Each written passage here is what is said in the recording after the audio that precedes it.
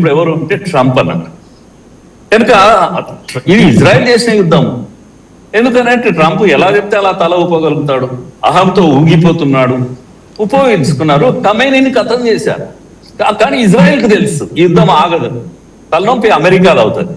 కానీ అమెరికాకి ఇదంతా ఏం తెలియదు. కొట్టాలి, ఖమేని దొరికాడని కొట్టేశారు. ఫిబ్రవరి 28 నాడు ఖమేని కొట్టేశారు, 40 మంది ఆర్మీ జనరల్స్ ని కొట్టేశారు.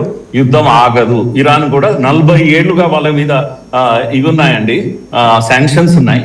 40 ఏళ్ళు శాంక్షన్స్ పెట్టుకున్న దేశము మీరు ఇప్పుడు చూడండి, ఇన్ని దేశాలు సుమారుగా 15 దేశాలు అఫెక్ట్ అయినాయి ఇరాన్ కారణంగా. 15 దేశాలు సఫర్ అవుతుంది.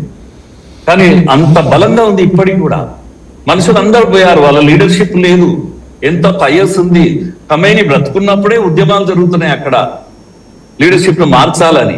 అయినప్పటికీ సరే వాళ్ళ దగ్గర ఉన్న ఆయుధాలు, మిసైల్స్, లేకపోతే ముఖ్యంగా బాలిస్టిక్ మిసైల్స్, తర్వాత డ్రోన్స్, వాటితోటి ఈరోజు పోరాటం చేస్తున్నారు. గొంతు పిసికేశారు. కనుక హర్మౌజ్ అంటే అర్థమైందంటే మన దగ్గర చికెన్ నెక్ లాంటిది.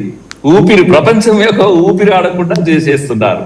ఇదంతా జరుగుతున్నటువంటి పిక్చర్ మనం చూస్తున్నాం. కానీ మనకైతే వచ్చిన చావు ఏంటంటే మన వంటగదికి వచ్చింది, డైరెక్ట్ గా వచ్చేసింది.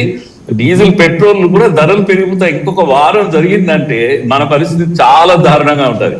ఇంకొక వారం ఇంత జరిగినా కూడా ఫైనల్ గా మనం అందరం కోరుకోవాల్సింది ఏంటంటే సామాన్యుడి వరకు దీని ఇంపాక్ట్ పోకూడదు.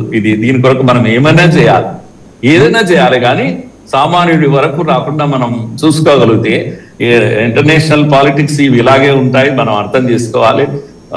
కనుక బయాస్గా ఏ వైపు మనం తీసుకున్నా అది తప్పే అవుతుందని నేను అంటున్నాను. ఏ వైపు మనం తీసుకున్నా కూడా, ఎందుకంటే లాంగ్ హిస్టరీ ఉంది దీంట్లో.